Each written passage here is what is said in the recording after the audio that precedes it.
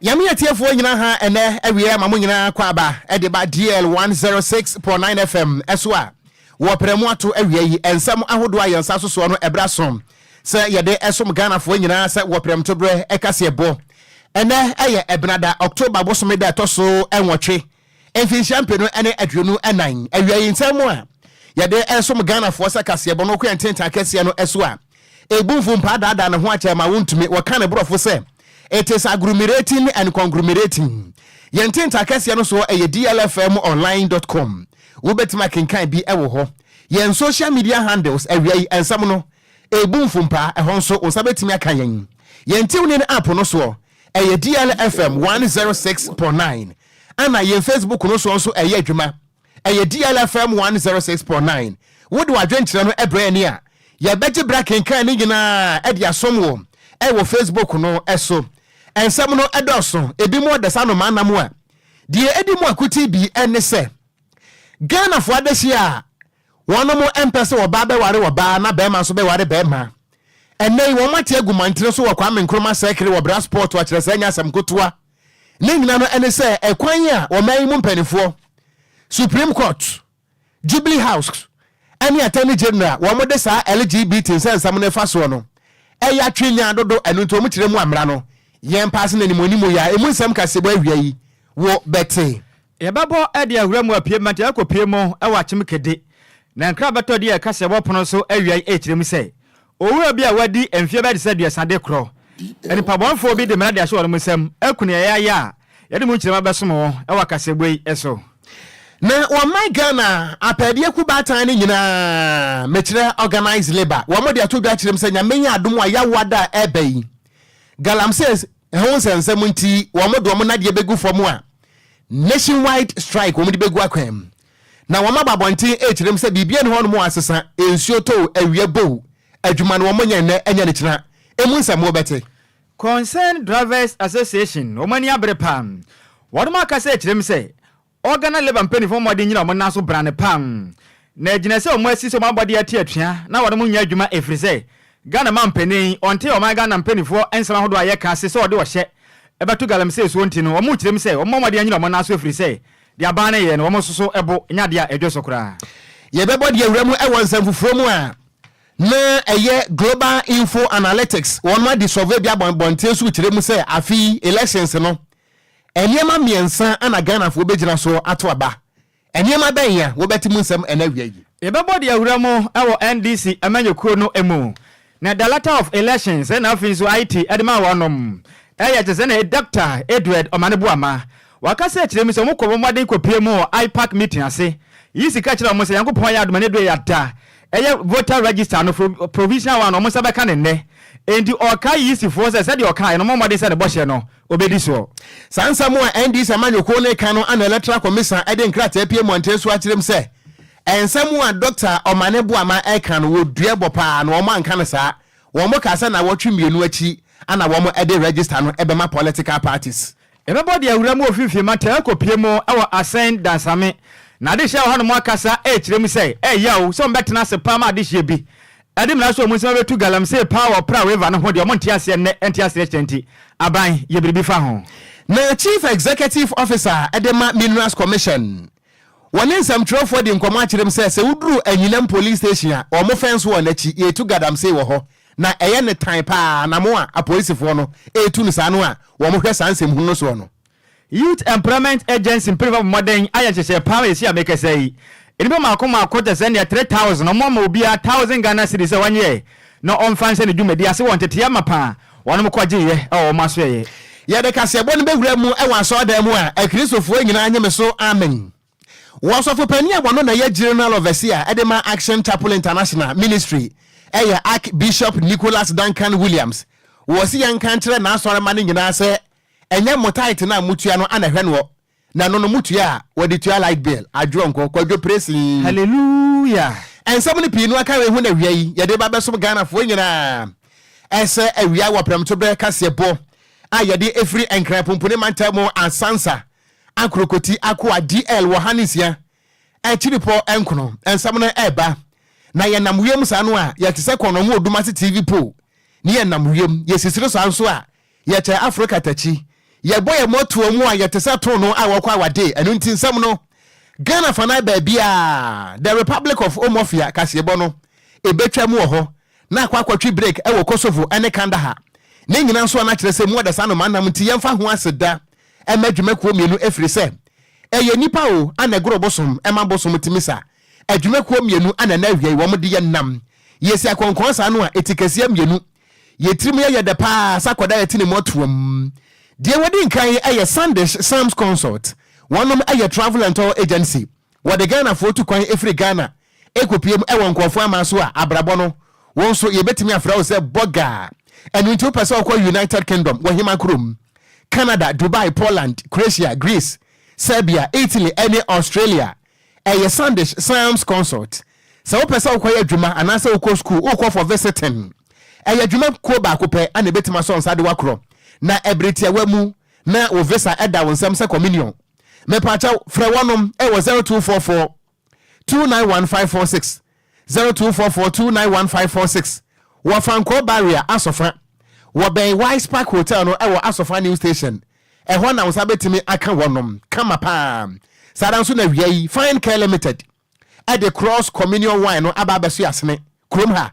yɛbɔ ne sɛ guna na nam yɛ nankokomu a awurade ɛti yɛ nkrotoa sɛ goma ɛho fifre ɛsere Roman Reigns a wɔkɔ la show fight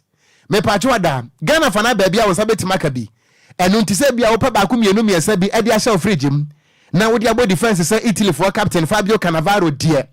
e Fine Care Limited for honko a anase Grace has found us not just adom no so Kwadwo Grace has found us, praise him, hallelujah. Me kan kire mu twi na wa pato pa Grace has found us adom ne sa kan sa anye me ka sa adom na kye da bi on kye sa we ne sa kan okay Kwadwo te brofo say University of Bantamana Boao papa ebusuya freza 248 28 87 88 wono mu ne adwuma ko mienu a ena wiai wabo ya dontre se akenkanfo mienu edia mejeso eye gan stakat ya mitenkura Okogyeabour Ocran mene takura de Kwadwo krom de hye twabehu abrante ba ko pe Nhyiraba Kwadwo Sammy B DL News.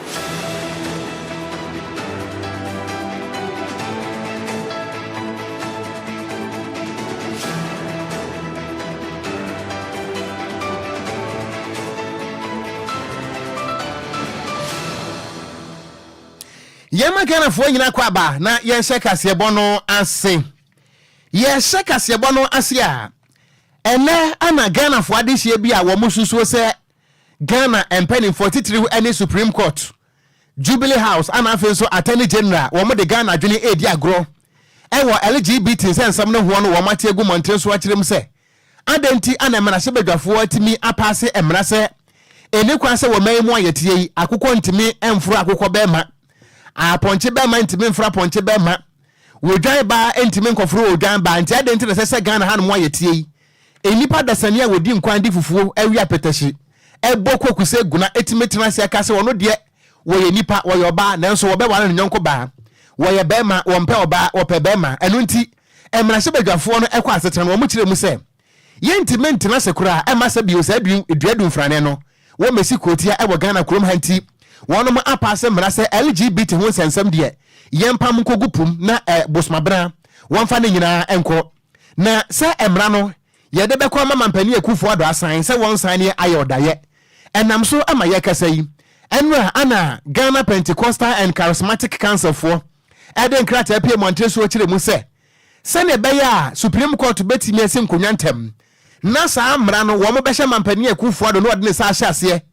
enu nti akristofo nyina mugi Yesu Kristo die na mo woni da so se wotwadi amponyankro po kwa me doba Yesu Kristo agenkwa no wo behu ma wo de enehwe ne wan sedem brani enti ngo montre so ewo obra sport kwa me nkroma sekre enti yakasanya asem kotwa ewo kwa me nkroma sekre ni nyina no ene se akristofo kire se wo mo mache akasa atia de enti a ansem we eda court na bepem na court no apase wo ye delay status se na be yankasa amra no kran ka yintumu na ene ana yakasa yi sa peaceful work no ekoso ewo nkran na busua enipa taso anya asem kotwa enipa no wo mutam se ba bi hini to si abomu wo modo so pam na ebinom agebere ne samtrofo de nkoma kirim se wono mo ntia se de ntia attorney general yewura Godfrey Ebo Adame ana afa so no chief justice ye mame amabatokunu wo mo twentwa wo mo nase a saa mra we yentime mpasse no na empasse ne tina enu nti se wo mo nim na se wo mo ahwe ama court no ampasse saa nsam no a ene mampani akufo adoko wa nikowa de obewo ne bewo mom yentie de ekoso ne bi e wo saa work no ase e wo bra sport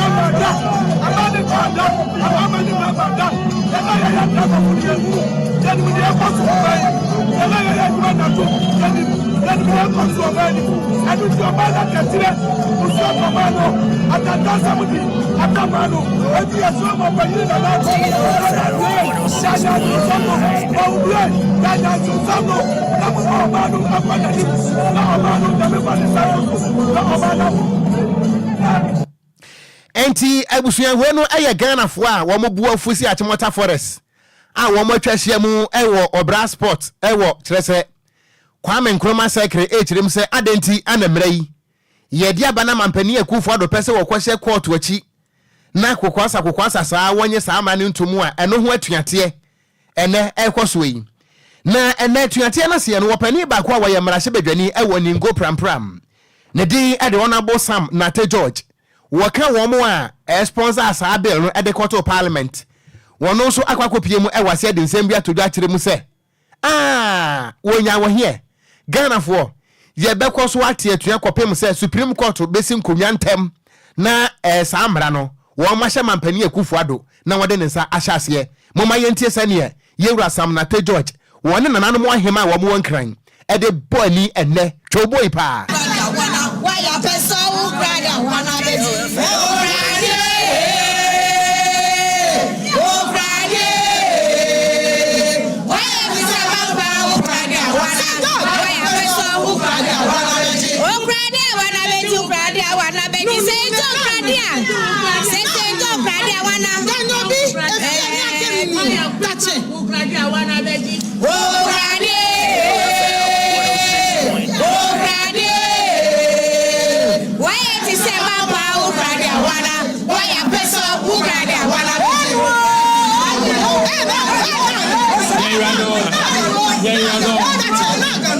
Mame mindanye she ojoba shida gojinye no tana eje mi intani she wo fen water ni mindanye she anke meneni woke wo ba fe no ko fio ke tonga na ma ake woke nuke nu bomo ke yo bomo ke bomo ade san ke lewe bomo je no ko ni wosmo nye jebo nye hani wo ma fe ba na ke wo ye meye wo se nyumo ahani nye nichumo ahwele nye nichumo aya no ni nyumo awabo ni noni wontao ha wo bime ni wo bile ni wose bie amena twase mo ojuba no ba hani baba wo te mindanye shi ojuba no wo mefio police bie ke wo ha me be fio because ake protesters say ko te court any wo ya ameta oni agbono na Dani woba ni woka ame aka pe ejeme no wo nko ake tomo 10 o'clock ni lo 10:30 oba fa she boni nyeba ne efe ile ake ame keme ake nye almost 60 ni nyemba no ni me ni moni hwe gbe no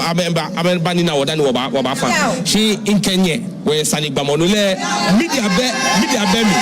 oba gba na kai sani George, kindly explain to us what's going on here. Well,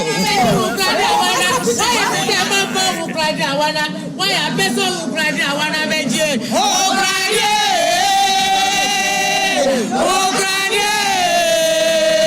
why is that mama Okran wana why a person Okran wana Mr. George, kindly explain to us what's going on here. Well, you basically have the Queen Mothers and the warlords, the female warlords of the Ghana state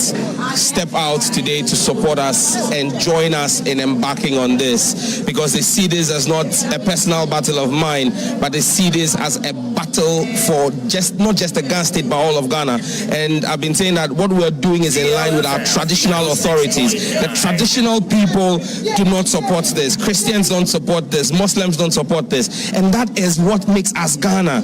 And so if our traditional leaders say they don't want this, customary law is the source of law in this country. And once the custodians of our law say that this is alien to us and we don't want it, the Supreme Court must listen. Enti ebusuani ayeti yei eye ningo pram mrashe bedwani Honorable Samuel Nate George anane wonna nanmo ahema ene wo mo kan bo mu a Kwadwo sa woten kran kakra me TB enti dom kan yase a kire sai de o kan nyina ne se o mana yetimo no hweye ne wa obua o na den se etiefo ni tienti me kan wi a o mbehu se de me kan dem Kwadwo no de o kan nyina ne se o mana yetimo no Ghana ana afi nso bibi maye no sa oba na oba da ne be ma na oba da no ye nsoso ensem hunu sabi enema bi a enya de ya de panti no ye ntumi ntina o man mu ama emre kakra ye be hye na atumi abotemamufo ho ban no ye betena ho ase ye mfa ye penifo mfo msansa ase wo kan kran ne sen wote sa me wo kan mete ba sa me kan no na ye den no sa se ne wo na wo kan na me kira ase ana sa wo ye o mo a o mutimi tro beto mo ntimi pronounce sa na asem ne tie wo kan de a mete na sa pa me kan de hebe hu agenya me bam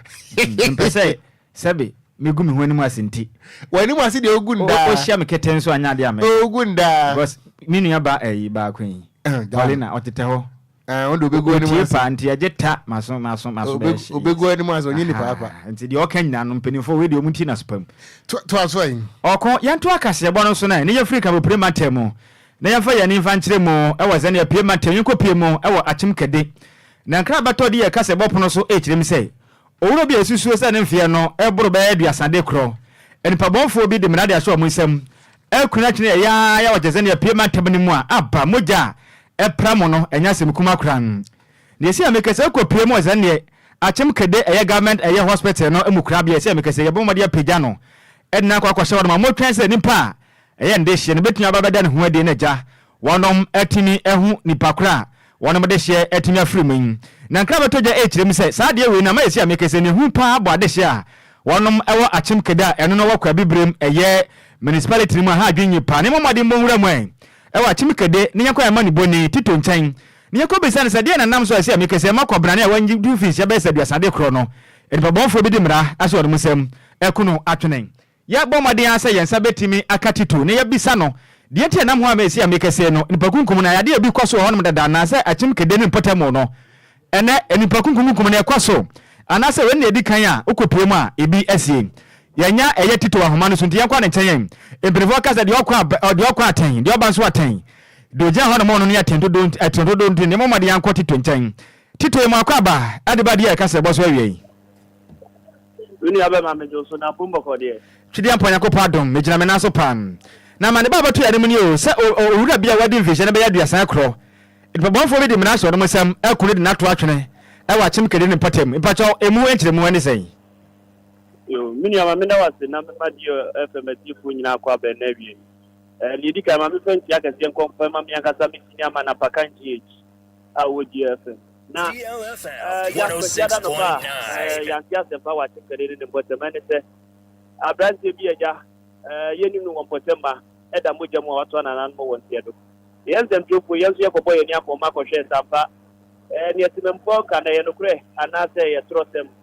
yekopie mu won minua na eni enyan mobo ya se owo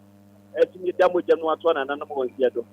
minua ne timempo di komo yebuso mo amoso di omadwenkire enso fa asimu emu amoso ma yeni antie se ebo be ye donku amna tu na ade ti kwasi ada no mo ti tu akasa o mantem won ti o mo susu se etu anase kan ne kan branti ya oto ananan mo won ti abi na ofama na ehye no de jeans dry bi na ehye no won sha tade e na yami bi na charger enso eda ne nchen wo ya boy for the I see your betam emu no e de ko emukua bi amoko hwe se ja se yetuo na tempo no kana e kan no anasa sekan enso ne kan no nhwehwe mu kusu ai koso dabre de hu ba bi abranche ni ti body ase kaso amante mo body ase wona yesi abranche fi na minu ase ne de obeye wa ha wo be hia na kwanhie woni nhwehwe mu agusu ai koso enti ne bebe tire bia DLFM ye ne mo ebeche no bia so atene koso Tito ebada wase pa ewa no omane bo a wo de aso bia nso ebesi akire no ebaba won chen aba beji enchire mu minu ya medase amane bo a woti yi efri amane boni Tito a ono no di ne djuma ewo achim kede ena wote se ode mu enchire mu esum ye nipa wadi buru ba enfi hia duasan kwa nipa bonfo bi ede mra ede ahye omunsem akunu ato atwene ya empotem honom yento awia pram to breka se bo no eso a na yebo ede awuramu ewo wa my Ghana apedie ku batan organized labor na bese ebreka kranie ana wo mo ate mampani akufo ado won ne wan won ne tu ene won ne tre se wo mo ema no up to bosome ne da to so edu se galamse ho nsensem wan fata abo anto so na se wa ngunu a ene organized labor etirem se wo mo do mo na de begu fo mo a ene atuate de mu oden sit down strike ana wonom ebekro na eno ana wobra aban na teye no woni aban no ekwakosi nkonwa senkaja aban no ekwakwese bia wobetimi no omo aka nanka etuo akwakotwene ba bia twene a na enso amane bo no tirem se wobra aban no ene organized labor fo no kwahie mo no de organized labor no hwehwe no aban na ntimi amiti wantimi amiti kura enu nti aban de betu dwa tirem se wosrada adwumefo ntwan nanka womama aban ne breka kra nanka momfe empe sansem no hunu yagubere nanso no organized labor tirem se da bi preko nam yedi na hyew enya de se won beti ase ne ate ase akina ama mampani akufo ado adada won mu biem enu nti no ye kase won tirem a date na won hye no eye October busumi de to so edu 10th October ana organized labor tirem se won mo ete atua na no nansam trofo bu sa sesei aka na enu pe na sa atuate no modi abaso ewo krom ha na aban ne kasa mo ntwan mo twan na mo ni aban na sa senkunya biem ana sa mo simobo sa mo batie atuana na mbatie na eno ana general secretary ede ema organized labor eye openi Joshua Ansa wo de atensam trofo anim se nsuo to na sa buruko twa amansa ne ho de befo na enso nsansan de ewo hoda enu ntinsam a mo ka kire Ghana fo nyina no ene se nyamenya adom ya wada eben organized labor kire se eya paadie kuo mako be se aduoso ne akire wo mu nyina eka bom ate atua e de akira ban we se watimi atena se na mampani akufo ado na ni mienu na hwene santam na gadam se abo wo man abrosa se gadam se na anyaye a organized labor kire se ya wada eben bibia nsesan wo mo tie atua government meeting with organized labor's response. We have concluded as follows. Our strike remains unchanged.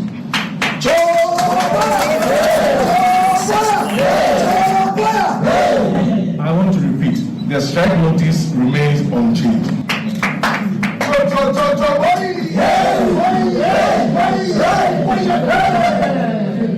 We have the view that what the government has proposed to do does not adequately address our demands. And therefore, our notice of strike notice remains unchanged. Thank you. Enti ebusuani ayeti ye ayo opani anidi edi Joshua Ansa wono ana ye twetwefo opani edema wo my Ghana apadie kubatan kese organized labor ana wokasa kirem sanya menya adom a on the 10th of October no bibia ne hono mu a asesa ewo tuatie no mu a wo mode wo monade ebegu fom eno nti mampani we de agimambedu po wudi si a Kwadwo obetene dwe emunsam ana wate no yentoa kaseyabo no so na yemfa nyina mu a organized labor mpanifo akachi bio na concerned drivers association wono ma kase kirem se anamontu a organized labor mpanifo peso mutuo no aya na mo ode pa we de mo ode se wo wianam anoma nam kra emfa no bokra wono mu kirem se bebo papa ifiri se ne o my Ghana galam sei ase Ghana ya tena ya dodo na inso do atwa ye ho ahia efi akwaya na nanom pede to hode ma ye no mo no ena ye se ni nyina da se be beboa na ja nchirima edi achi ba no so omo ho be chire ono mo pa ni senti Concerned Drivers Association for them say anamo organize the company for person mutu no mutu achire pampe omo made anyiro mutaduam na atuache na muso betibin omo kase na muchire me say adenti na betre no man Ghana mu ne yede o man Ghana enipa mankwa ede agura to pre ye tre man yimu nenne ensu aya numpo ye nya binnom ensu nyina da esei ensase a wo de betimi de asikua ma adehye betimi nya skade gombotom dwete lajan ne nyina da ya se ne nyina wana muchire me mutumi tenase o ma Ghana man penin na dan kwa kufuado Ghana fo nyina kasa se ne galamse no ye ne ye pese ye be na so de aduro no aginse munti ye ntimi ntoa so bi bo mode na fo hye kese fa to so na tuo ntwa Ghana fo kasa Ghana man penin ya na adwense nya de obeti enti wono ma kasa ekirem se organize labor penin fo de mo mode anyi omo na so yankopɔ ya adoma ye wada bai ebedu na sabanya hwemfanfa omo no ho mode se etuate no mbete na mo so ta akiri pampen ma mo bibiare mu o mabam abanfo mu kukuam se omo nye kakra fa mo ntoma no mpa omo mpo mo nye evise Ghana nkwa ho hianti yentime ntenase mani pa bi adufuru penti omo ndidi me ne de biala da Ghana de sha wadam ka bi hye munya bone biara de biara na nipa bi ewu wono mu kyem sade ba kumpa ha adwen ye se ne ye ba wu obi ne nani ba kuntua ho obi nsa na te omo kyem se ha adwen ye pa se betenase ne ye de yankasa yankwa agura to penti omo nya de ombekọ so sasensem ne sunti na panipo adwam treni ade ma Concerned Drivers Association no eye Pauli ojemra ne semtofo di nkomo emu enchiremuni ye ma organize labor for 3 days say no mama mampeni on the 10th so me ko strike no ye ne on the 7th yes ye mo 3 days ye dey anim say omo ne ye show no mo to na mo no ama yesu adi o machi because ye nyina ye show ma say over GPRT for protoa ene omo mkeka ka ho a ene ye concern for the transport operators a ye nyina show organize labor sia ye we anim say on the 10th no omo be ko strike no ama ye nyina di enwa agim Nemo me kobase ochina bi no me ka ochina bi a ebetuma ye ochina ene na de kye ye koten komo foforo bi se bi ye extend a say ne betumi a kire organize labor for the Ghana fo nyina say ye Concerned Drivers any transport operators ye be ka ho abom on the 10th for day enemy the whole Ghana ka bi anu ebetu anamo ye tu ye anamo ye ni abri here sebe ye ni abri se moja a ye tu anamo a kire omampani na nado ene na be de kye Dr. Mamudu Bawumia se edrumna eso mo fra state of emergency na galamse ho sensem no ye di ba na wiye ye betuma masa won na se on the 10th ka bia no a ebetu e o mamu atie ka no na ye ka bi so akire ye papa mo organize labor for say mo omoma bi bia anya den enkroso omo make sure say ye mo man da chi hu hia say na me secretary kai no o kira bra wukuo ma ye ti wonka ansana eda ya woded efise ye nani abre efise wo ma fansu fita na eka busum mienu ya ma busum se kabribi wo se wantimi akafe 10 days no se ya wo mo twe sanansa amampanyini minyini se sa na aka kire yen se ubedi akonwa sa na obeye minyini se sa wo kasa ke betu abana mam wo kasa ntini yenya agididi o manga na che wo sa na se enne obi beto botic ansa no wanom ewo achim mamu ewo wasa kropona no mampanyini ka kire place what the one more akabusu mienu pe wo obrimi afese o ya yes na nsu we nsesa na Ghana fo anyankwa because nsu we sabi na ntwe kwa yentimi mfa man so no na wo de ma Ghana fo sey eni a woti ye adwam trani a odema eye Concerned Drivers Association ana fenso otwatwofo pani abede akire edema Concerned Drivers Association no pa wili ana fenso na oredu wanom ene yetiye ye to aka se ebo no so abogura mu wansan fufuro mu akoso adwedwe dem se keji madam awo bi akwada zipu awiai na wadwe ntire no pia so fa bra yan e wo Facebook no eso a eye DL wo hanensia akiripo enkono e wo Facebook no eso na ye kasa yi akanefo amakomako aduonum enwotwe 58 days na Ghana ye kwakoto aba na ye wo asoya ba ko a se eba abato mu hwehwemu se yebeye survey omo ebeye kire se opinion pool ebeje Ghana ne edom adwenkire ehunu ba bi abato no bekura wo mo edi mu ntintima pa no emu ba ko eye Global Info Analytics na wapani wonu na ye senior researcher officer anase senior research officer edema Global Info Analytics eye Dr. Eugene Kumi Ahen wodi atu da kire se nyamenya adomo 2024 elections no eye niema miensa pe ana Ghana fo ade hye begina so a wode beto aba ade ama enipa so mesi anase wo benten na wobra Dr. Eugene Kumi Ahen kasa no ana wo kire mu ese wobra wo mutise montre so a wono mo conduct survey no wo mo ne Ghana fo eto aba eye yie 18 years ana ba abofo nko a ana edi nkomo Ghana fa na ba bia na eye niema miensa ana ebetimi a kire se enipa so mesi wo bedi nkurim anase wo bedi nkuguo na wɔkyerɛm sɛ ɛhwehwɛmu na wɔn ɛkɔyɛ ɛne survey no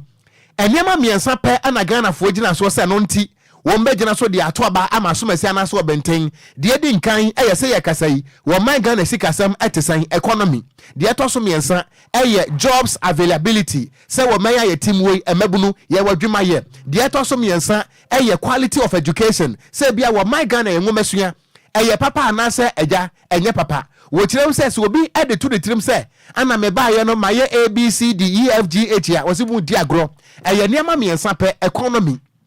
job availability adwuma wɔ hɔ ana afei nso no quality of ɔman no education ɛyɛ papa anaasɛ ɛnyɛ papa saa nneɛma mmiɛnsa wɔ yi ana Ghanafoɔ bɛgyina so a wɔde bɛto aba wɔbrɛ wɔpani a ne din ɛde Dr. Eugene Kumi Ahen wɔkasa no emu nsɛm neɛ yɛbisa pa sɛ afiwei yɛhwɛ religion and tribalism ebetumi play role in the 2024 elections na yɛhu sɛ it doesn't play any role nti wo a wobɛtumi mu adwen to religion and ethnicity no anhwɛ ne abɛdi nso yɛhu sɛ Ghana politics akɔ n'anim nti saa tribal ne religion nsɛm no ɛnyɛ adeɛ a 2024 elections yɛbɛdi agorɔ economy no ɛyɛ major factor wobisa obiara sɛ deɛ no bɛgyina so ato aba wo sɛ economy no nyɛ atete apansam ewia ne ɛkɔ jobs adwumasɛm ɔmo sɛ ɔmo nyɛ aduane nsi ɔmo kunum ɔmo yɛrɛ no mo ɛkono so nti ɛkɔm de ɔmo ewia ne aba education ɔmo sɛ ɔmo school no atete asɛe and these are the three key things and nkɔfo gyina so ato aba 2024 which is the economy with the job and education.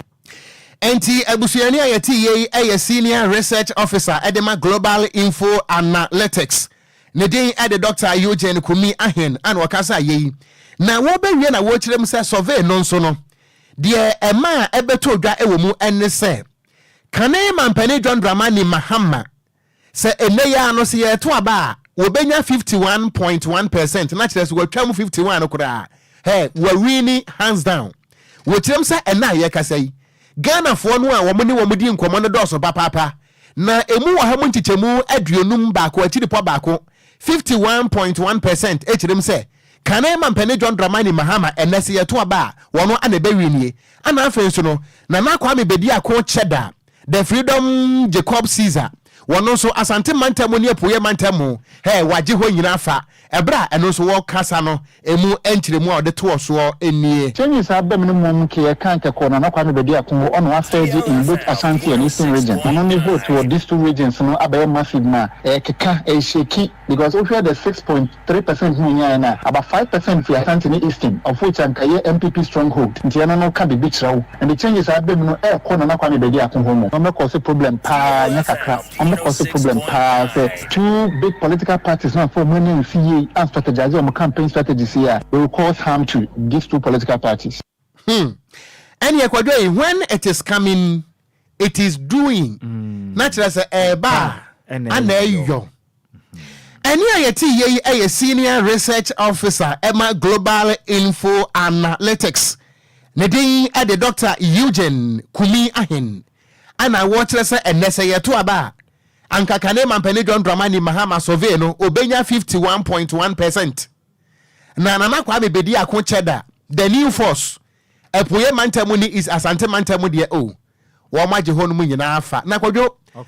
cheda afi wo hwe na obe puli surprise pa ho ko be senkyere ne sa ho so oye babu no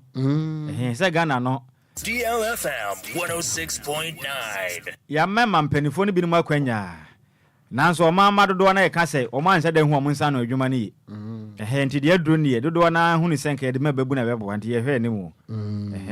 se enwi woni tire ho pa se ono aka enwi woni tire ho o se enwi wo ho nti no ya moto aba na mo ana se ewiase mpani se wo nsam wa anwea na wotime chi adwene saa de tie enti wo a wotire hu wanwie na wobetime adan edi nwea sisi etire hu saa de tie na se bi kwatere kwade wo befra wo bentuma asan asemo we cheda na no mu asemo ndi we ye ko tinti na ko anwea ne nsi bone that's right david na wo baji anu asi bone sasan se krom ha de enim de bi mutume ye Cheda na kana asem na ye. Ntina ye ka ono me se ono ane kai. Cheda kan say. O se abana mo to a. Enipa na mo ballot eye paper no so no. Mo hwe de enwi. E woni tire ho. Na mo ntoma no na ye babu na odwe na o ma ne da che. No mo aye mpanifo na enwi no mo tire ho ne de. Wa bo mo bra wie. Omo hia bibia mfa anya hwe ntini se wu kura nya na asem. One ka na asem. Kwadwo Oko ko yentu akase bo no to ne mo mfa nwura mu the Director of Elections and IT at the National Democratic Congress NDC Amanyoko no Dr. Edward Omaneboama wakasa da desre e de ato asoye ahwe omanga na bato so electoral commission anim say omo no homoden say boss ahodo o hye yes yankopɔ ya adoma ne do yata obo no homoden ama Amanyoko ahodo no nyina wono musa ka jeze ne voter register no omo moden so obedi ne bo hye so na timi agbopo anama atimi akoye pan na enkra ne kyerem say ayade a APAC meeting e course so ana no brada etwa man ene je sane electoral commission no e ka kire a o my Ghana Amanyokofo ni nyina da say sade te biara eye ne do yata ehine obosu na to so ngwotwe no oba no homade ma Amanyoko nyansa timi aka sane abato edi ntwere homa no na timi abo mu nya de o mani kotu ya wise de adimu eye sentintima hwemu ye pa na sane ne ma bi ko omode aka yi sinu omode atoto ne ma ne ma timi akwayi pa de ma wonom na Dr. Omaneboama ka se no kire mi se ebabo ye pa ne senti yisi pese ohun se Amanyoko ni nyina timi gi ni tin na dwumade a wodi no fa ye na afizu hunu mu da edipade a oman ho maden se bo se o se no man nya dwuma firi se eye adwuma betinya wa pama Ghana for etini agina din ode se we kodu ekotu twa e wono makasa ne Facebook page so e wona brade ne wakam se ehu benya pa se yisi no oni Ghana for hwamo ana afizu Amanyoko anka ya aka ne nyina firi se enso wodo wakan so pese Ghana for agina die na nsema wodo wana kasa kwa se boy APAC meeting to dwa e wona no brade twa mu no so pese Ghana for agina di se yisi no obo adwuma ye pa de man ho maden se bo se o se ye no e ba ye adwuma ye pan na Omaneboama esanso kirem se deadline na ye nei se yisi e ma ne twa ho pe e betumi akofo ho ye kakra de abafiri so no anga se de kan na asem na de ntina ba shebo na undi sunti o man na de yi ntwam o man ho bo den se bo se wa se na nya adwuma na betumi abo pa ma yisi no Ghana for etini agini edipan ebizo akasa e de akire yisi so man ho maden se nkitahudi a one o man Ghana je na Amanyoko ahodo ni nyina die no o man ye ntientem onka na fizo omo mkitadie no onhye mukena na ne betimi aboa pa Amanyoko do ma Ghana mu no so wo matimi ade yisi ni ade adi na fizo omo mka biye wo ma wonam so tumi boa abato ansensem koyi no yisi mo ba no ho maden sen kitahudie no ntoso na se omo made na omu ni kono nkitahu no betimi aboa pa ma abato abetu no o ma Ghana dwumaku ahodo na fizo Amanyoko ahodo nya timi ata yisi na chi ama abato abetu no ehumu ne pamfaye etimi akodin ade ama yisi ene asoye o mo hwe o ma Ghana abato so we ni kra hodo a every Director of Elections and IT at the National Democratic Congress NDC Amanyoko no Dr. Edward Omaneboama Chanya eba de ka se ba wie ye chechire mu e de asom yen etifo ye da so agire mu e wansam a NDC Amanyoko no e ka no emu a se bi empanisi akutia biada enim ni wura eno nti electoral commission wo man tena so kura wo mo de krata tententen ana abeto fo mu a ena wie DLFM sem twerefo ye kuremu sa papon ene aposo se twetwe emunsam elie electoral commission ade nkrata apie monte so akire mu se sansam a Dr. Edward Omaneboama e kasa an electoral commission no hye bo se na wotwentem ana wo mode voter register no ebe ma Amanyoko ni nyina no electoral commission ekire mu se enya nokre wo mo ekire mu se eda etwa to a wono mo ekọ IPAC meeting no na camera esi wo mo so a na eye televised IPAC meeting kire se TV no wo bi ahwe bi na baby ani hono a ye maame Jane adoko mensa kan yese na wotwentem an wodi voter register no ebema political parties no wose wo man kan sa na emom wo mo eka se eye na wotwemienu 2 week sento wose na wotwemiensa 3 week enti wo kirem se enya na wotweda ana maame ne kan na emom wo ka se eye na wotwemienu enu nti sansem a NDC Amanyoko ne kasa an functional executive committee na je tum se na wotwentem wo mbetimi atwan ama EC e de voter register na bre wo no empanifo kirem se enya nokure na wo mo kirem se sansem wo mo ka no se bio achindie nti ana yekum so nko nso yehwiahwe e bia na yetafreba eno nti wo mbetimi de video ababonti a kire se wo bra ye maame Jane adoko mensa wo gina TV so ana wo kasa e wo ne closing remarks no mu e wo IPAC meeting na se no wo kan e mawiase nyina ehunu a ye video e da ho no mu a wo ka se voter register no na wotwe mienu ntam an wode bema political parties ne mum wankasa eye na wotwe eno ntine Ghana fo nyina sansam a NDC ka no enya nokure sansam a pie mantre so ne nkrata yi wopani Samuel Tete miame wafase wo ye deputy chairman in charge of operations wono ananensa ehyasie yanto akase bono so a na ye monfa nwura mu e wo fifi matanum ne enko piem e wo asen dansame na adehye ene mpanimfo ne ahemfo mpotem no makasa wono mu kirem sei wono mu ntumi ntena omaiga na mu e wo mra ensu ahodo atwa ono ho ahia ombenya bia no no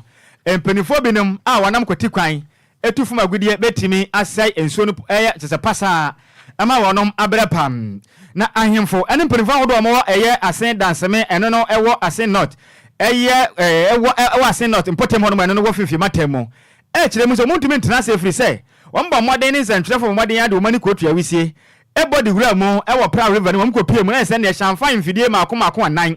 esise nso ni finfin afi nso amya motu agu ho no mu dia dance porte se ne ne se de tie biara no illegal man na se galamse no ekwaso power nso mu a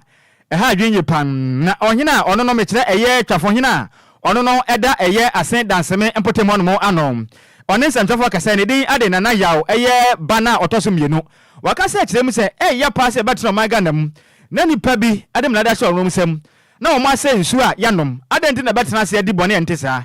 aka ne na pipe mpene bi ni ho na nsu ye ya sutrin ena na yesanom a ena nanom ye di jaye na nso ne enipa bonfo bi adi furu pe dwete ombenya nti wono mo se o maganam so mu kirem se wono de mutimi ntena se e ma de hye bi empo ma di furu pe ense eye pra river nti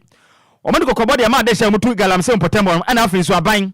wono mu chese Ghana man pani ba mode mamra nya adwuma emana wa hoda danti adanti pani fo mode ya mamra na nya adwuma ne sente mutumi tenase de mo kan nyina se ma Ghana pani fo mode emfa police fo na afin so military service ni ko bowura potem honom ne ntimi mo ankwaje banto ban se ba ya de hye bia wono mu se nsuo ss river plan on betimi agya free se pani fo ya ne sade free na ko man kasa betenase ade mada so mo nsem wa wu ne babo mode egbode river plan mu no man kasa be chew won ba ka wachimpre atwa wo ma pa mamra ene wadi afiri se muntumi tenase emenso mo no no entimi ensai kram twafo hina owo asen dansame agemra ne santrefo din komo emu kiremu nie ensuo no so kuafo wa ha yesa binom yakofuma eno ane yenom isi uni google kosu a enyeyi uni kra ye gade bi ne se uni koya enyeyi wo ma sensuo no poto wonu so a enyeyi ekra so wo area mu ya wo so nyensuo no bulani ho pipe no ya na omo so na isi ya mama prani asayi eni tiye de asema ye ka kire wo ma eye adwuma no wo ha se ye hia ye ka kire ban ye hia hoho bia wo kurum ya se oba beye saa na wonu mu ho hwe wo mama himfie wo mama e ba bia ye be hu an se obakoze sa machine aba beguma omo ese sensu intinu yesra ban aban enhwe na wo mepam sankofo no free ekroyi mu maye ye tete ya che na ye pese dance ye bibam ama obi hu se ekro wura no eye tumbe ma no woni na hemfo no ye mpese adwuma no ne pelance afre na ense kan ensem twerofo no ani a woti ye twafo hene ade ma asen danseme a eno no ewo fifi matamnum ne den ade na yawo bona otoso mienu ne na woti ye eno achi ana mpanimfo a wonom ka biewom ewo asen danseme ekirem se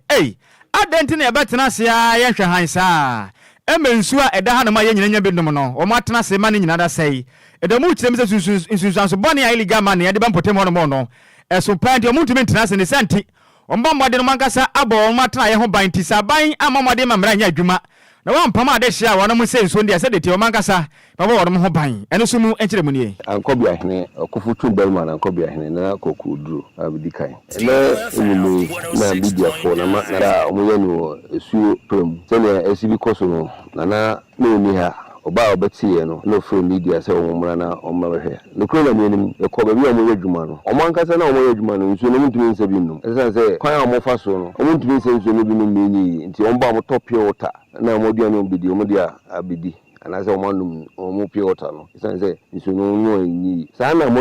ni dia mi hu se be boso ni na chi na san kofo yeti omo nka etu omo ka no mu ni emme da sa eti ni eti so oba ye nanano mu kusia ya adwene se be pa won ofia mo no ya nto ka bi echi ya na ya sa to mo ka de se videos na first no kra te se media fo ba e ko he no man ka se ehu be bi kakra mpa e ko he na e ku gyina no enye edwuma keto no mo ye no ansa na bi to aso sa na mo de ko se na mo ayi nsu no kan no na ye sanu ye no wo be gyina nsu ko a wo je na mo ni ne so ene ni ni fi ni ani a woti ye mpanifo mu ka biewo ma wono mo wo asen danseme eno no wo fifi matenum ene na woti na ba Facebook no so a DLFM 106.9 video ni da so aba benye bi no wahwe na wankata bra behwe se nsuo pa eyepra kofitera boa ye na etiefo no hu de ye kan ho asem wo ma hu video na o mbeka se de ye ka bia na ye boa oko de free ho bani hwe video ada Facebook yi so nsuo ni chamfan fidi esisi nsuo ni finfin na hwe se de nsuo na nkasa ye wei sabi mpreko kura benum nsuo wei nsuo ebe ye biem ene na ni asema ye misa ye hu hwe de nsuo ye ni ahye menya sure na we no ebetini akoyi ehwa na asem ni furo se tene kura se akobɔ asufufurom enti eni so ani ne betesa ye se ya se wo mo si ensuo bia tene ekobɔ pum nyesa pum na mebusa wo nti se saade a yehuni etene kogu pum a enti apo no be dan o se wei akane ne yetumi to nsuo anyina wo nsuom eyi nam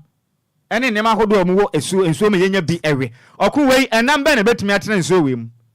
adubɔne a ɔmode gu nsuo no bekunkum nam ne nyina aboa wo ye fin pa ye preko enso se nsuo preko kura ntim ne dan antinem ade ba kwa na ye nim ne se agenjene nsuo no emmoa na ɔm nam nsuo no ani a ye se ɔmo gine nsuo no uhu bi how many years ni ye hunu bi na we obetumi atena ni ye hu no wahu nti we de ye besere sa galam se nsem na ya ka ade se ya gro ne ye de ya hwe ne ya dache bi kura we mu ye be de nse be se ya num na yaka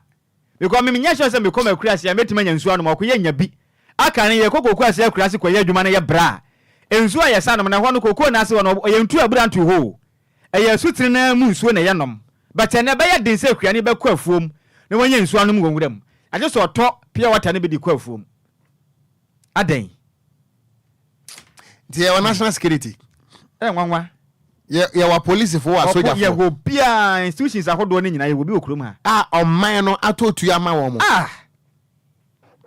metese ya kasi ya di drones ebe ku atia galamse beboa sa na ba drones no wahu bi me de menya hu bi ene be bia nam sisi ya toto helicopters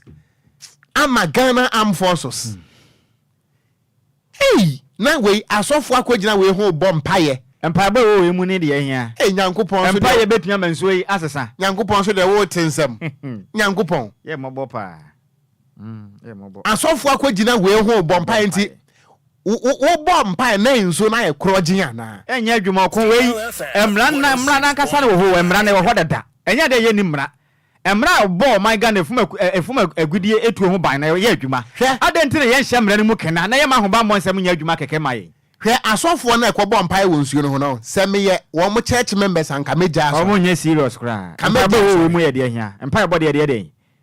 kameja asɔre twia Kwadwo mame nko wie kasebɔ no asɔ dem abusua wɔsɔfo pani a wɔno ana yɛ kɔfare bae Emma Action Chapel International Ministry Archbishop Nicholas Duncan Williams wɔde ato dwa kyerem sɛ asɔre man mu ntie ni ye sɛ mo ayɛ mo adwene sɛ mo tight na mutua no ana hwɛ no a mu di agro mo boa wo sɛ mo tight na mutua no electricity bill kura no wontimi mfentua na campus wɔde ato aduane ama wɔn ho ɛne na busuafo adi wo sɛ edurum na bi a aya na enipa bi adwene nsa ayɛ wɔn asɔre ma no na to correction ne to offer ma no tua tight ma wɔn wonya bi dididie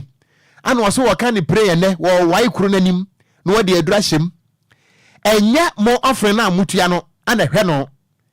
na eno no even electricity bill kura no wontimi mfentua ana campus wɔde ato aduane Kwadwo kofi ye kofi hwɛ kofi yi dia ye ne yi ana be yi kofi wata free we tofi ana enti wasofo de sansem we nyina to da wabra na wone ne church members no edi nkomo e waso dem ho ano se ene wo bia ntiase straight se enye tight na mutua no ana hwe no na electricity bill kura no entimi nso ni nyina na nkampese wode ato aduane adi wasofo kasa mienko. I do so many things outside of preaching. When you look at me, don't think that it's your tithing, because when we talk about the tithes and the offering, it doesn't even pay the electricity bill. It's just that I don't like talking about these things. I don't. So there are other means. I have investment, businesses here and there, home and abroad, by which I make money in my own way. And I'm a serious tithe payer. I pay tithe more than you all. I'm telling you. And I'm very consistent. And sometimes I fight my office. I'll tell Dagmar, have you removed tithe? And I said, Dagmar, don't go there with me. Make sure the tithe is set aside, pay it into the account immediately. Send me a picture that you've paid the tithe before I touch the money. I'm a very serious person when it comes to the things of God. And there are preachers who don't tithe. They don't tithe because they are too big to tithe. They don't tithe to anything, anybody. They become self-appointed fathers and men of God because they've come into success, power and wealth, influence, and they don't have the grace of humility to honor the scriptures anymore. They don't honor scripture anymore because they are self-made. God help you. The issue we are fighting, quarreling, insulting one another. There are preachers that are against it, preachers that are for it. You are wasting your time. Enti mu amoke kasa motaite no nehwe no no. Eya gro na mudie eproofu na modere mo ho. Wono waye na dwuma papa bi, enya motaite mfiamfia se bio enkatia singret no memfasi edu nsoso. Enti emu nsam no no nti ye ewrade. Na kwabena otahene esa no ase woko. The pastors who went to pray at Galamsey site are barely pastors, no excuse. Hans Indiodo was in news with them. Ewa Atomic Hotel, Dansoman. And was say good afternoon, yada say also. Na Nhyiraba Anelka, Edifria Shaiman, was in news no a great pa yada say. And a sweet babe was yada say, wafake di new plan station yada say, no message. Na what running me no sa no amen kan kokura. Na keke nso di frika so yada say no message via da Katara. And was the only good thing Nanado is good at is to whom he is going to handle power to nothing. Okay, yeah, that's it. Lucky Jackson. And was say news no edemo papa na galam say ni yankuntia ni yankamom so mine. Lucky Makanda da mint min kabium. Doris Chum. And was say news no loud and clear. Ewo do blue. Yeah, that's it. And my mom Belinda was so me had a sepa say news no demo. Yeah, da ya ho ba apakan atena say sports is up next. DL News.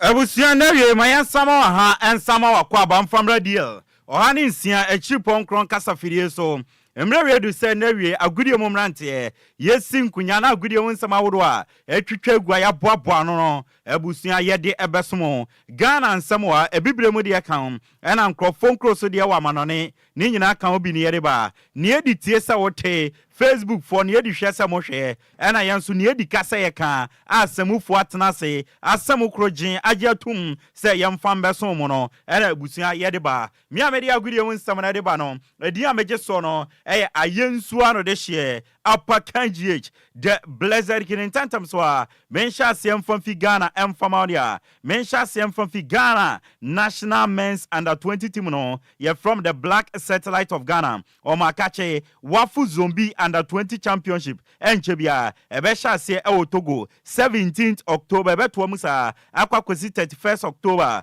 2024 na Ghana men's under 20 team no ye group A yani Togo Niger and Benin ana EPMO Desmond Ofe coach edema black satellite or say a matter opponent yene no ewo group num say Nigeria say Ivory Coast on the unfound na nyoni say Ghana ye underestimate any opponent via ewo group num ye bekwa kwayire ye ho say na be ya nkunimdie no ebetumi akọ edi amayen ewo group num na otwa ne nsam so no na ye bisanse kwa wokọ no o target pa wo de kọ no anything na si o ne target no edikan no o take the game after game and an yetos me no so or target is a group A no when yakura no obetumenya 2 wins 6 points now we to media qualify from the group no e dey akọ anymore ye dey sansam ne dem and o say ne target etwa to no and they say as a nation be to say Ghana no o hwe say ne ye do football in general na ye pe football na e be ya your wholesome see you to be qualify from wafu zombie no and kopie under 20 AFCON no proper e be ya your wholesome ti kwa ne dey o hwe ni say ye betumi qualify from wafu zombie no etuma kopiem under 20 AFCON no proper winning some Desmond Ofe Ghana national under 20 men's national team no or the atudwa yede amao nyame adoma yawada wa Accra Sports Stadium ampaye beja the Black Stars of Ghana and Sudan edebani AFCON 2025 qualifies na game no eba so nyame adoma yawada enyumire no nan na sa game no ebetumi abaso na Ghana Football Association a confirm say players ni be true injury ntino omuntumi mba emebosa game no Thomas Step Partesi na kind man Arsenal Kingsley Shindra ewo Sam Supo ewo Turkey Ibrahim Osman of Feyenoord ewo Holland and Joseph Pencil ewo LA Galaxy ewo USA Mrantewe are withdraw from the squad na yede kwakobo Sudan double head and true injury enti Mrante amabubo mude no omuntumi mba na sena mpenfo kan etetua ete etuamu ntino ende otuado atonsa dia from Mrante foforo se omomre na omonso mbehye squad no enti Abrante amaka no wansema kan Michael Bedu ukopiem ewo maya ya fane Sweden osina kandima IFSburg into Michael Bedu from Sweden wababeshe squad no Francis Abuseki Bruch Belgium wabeshe Jonas Eje Ajete from FC Basel Switzerland ononso ababeshe ena Ibrahim Sadiq from AZ Akman ewa ma yefen Holland ononso abeshe ababe replace Mrantena ome plan yede wonsam edi amao na draw piemu ewa Accra Sports Stadium Black Stars of Ghana training war 11 players and andra omo ye training and technical team no na omo nyina present ewo na endra training no omo bie edimo bia wa obetumi akwahwe no obetumi akwahwe na momo no enna omba ye training a omba tupunum se twetwe obi antumi nko enkwahwe omo training na eno ne Black Stars wonsama ye de amao Elisha Owusu midfielder edema Black Stars of Ghana na after endra training no eno kasa ye bisansa Accra Sports Stadium no ohun pitch ne sen eno si o pitch no ye very good on chantro emfanchobia o se pitch ne de na ye very good na endurance no omunya amazing training eno Elisha Owusu na otwane samso no ene ye bisansa game amoni Sudan kwakobo no ohun ni sen eno si 2 games na omoni Sudan kwakobo Ghana no mbekwa we esani Sudan akobo no o si ebe very tough game na oma ye ready mentally omuntumi entwen say game ne beba so si game ne de kwambia so say Ghana etumi win 2 games ni nyina essence ye ntumi enlusu ye lusu a emmoa me ye ntumi qualify emfanko AFCON 2025 Elisha Owusu ne nsamode atudwa no a ye de amao ewo dwumedie no so Henry Asantichum aka Mr Hart or ye Ghana Football Association Communications Director or say wo hwemu a Ghana players ni bi ewo form ye pa ene wo hwa brante a ye fa Inaki Williams or form edema Athletic Club Bilbao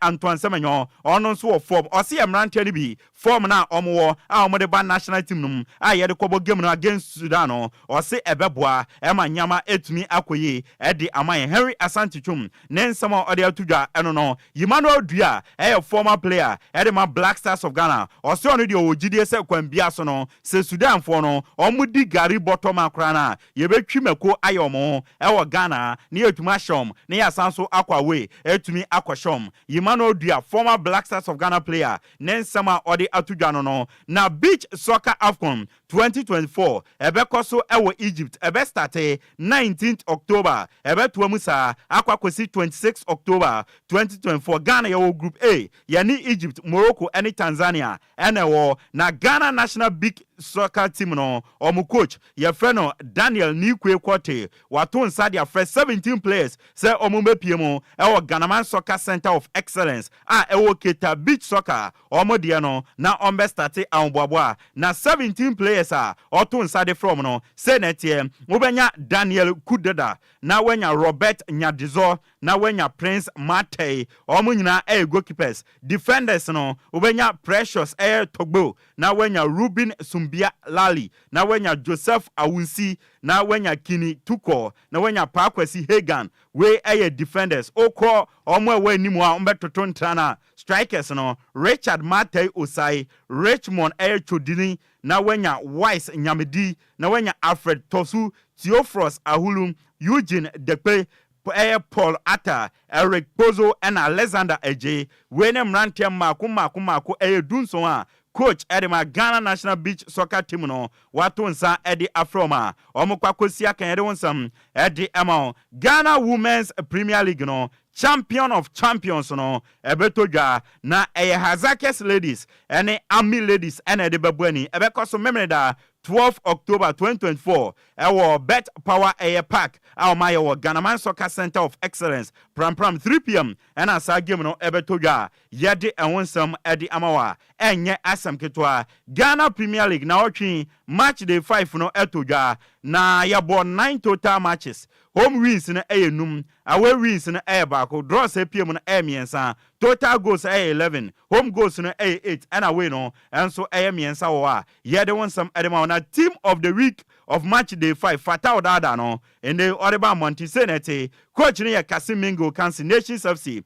formation no 3-4-3 formation Lawrence Osai our Heart of Lions goalkeeper or the goal post no na back three no Suraj Musa Vision FC Justice Blay Asante Kotko and Noche Morrison our in Swateman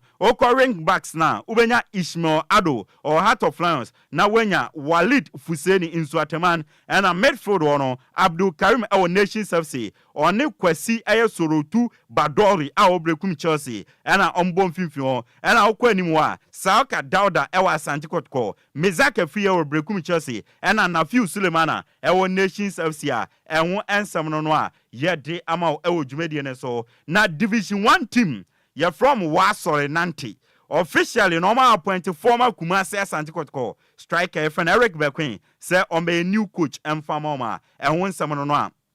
yede ama ewo Jumedian so na urama ewo amanonia danwada ena medewe tu anim say Barcelona legend aye friend Andre Iniesta after 40 years and now when no or say born there or the abawie on Bobium enti ene on the 8th of October 2024 officially no Andre Iniesta officially was retired from footballer and who answer no or share the ball bossy ache or the abawie na ende no okwa ne start na new overall career no about 1016 games edema 3 teams or edema Barcelona Vessel could be any Emirates FC, any Spanish national team no. Into you about 3 teams, any one national team. Spanish national team no. Na the numbers in the games no. 1016 games, 107 goals, 191 assists. Into the total goals contribution no.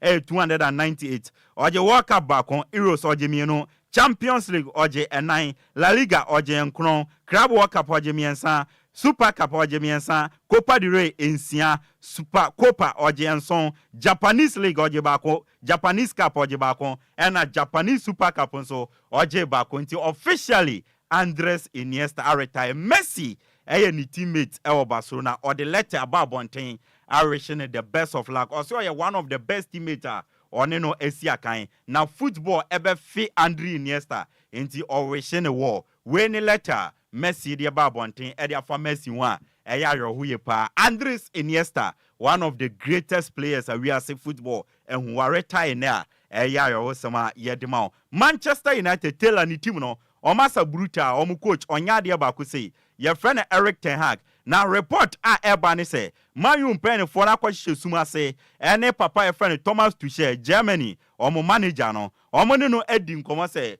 Coach friend Eric Ten Hag on yadie into your pamana ye do beba na waba be yadwuma no enti sende mayu for epam Eric Ten Hag say ken Thomas Tuchel eneba ye de ma on ye gina so na goodie mu nsem na ye de ebedan no ebusua ye de asi enso ewa na empanifo bi etie dwumadie no ye ntu nchia ma omne ye nsore so dia detective Chief Inspector Frank Amponsa ewo Kumase Regional Police Headquarters Kumase na oye chairman Edema Lovers of Daddy Lumba Fan Club Kumase into Detective Chief Inspector Frank Amponsa Regional Police Headquarters Kumase boss enewe ye chiao yeda wasise straight from Kumase no wo monitor show no nyame nchiraw yeda siye papa enso ewo en afen so me sister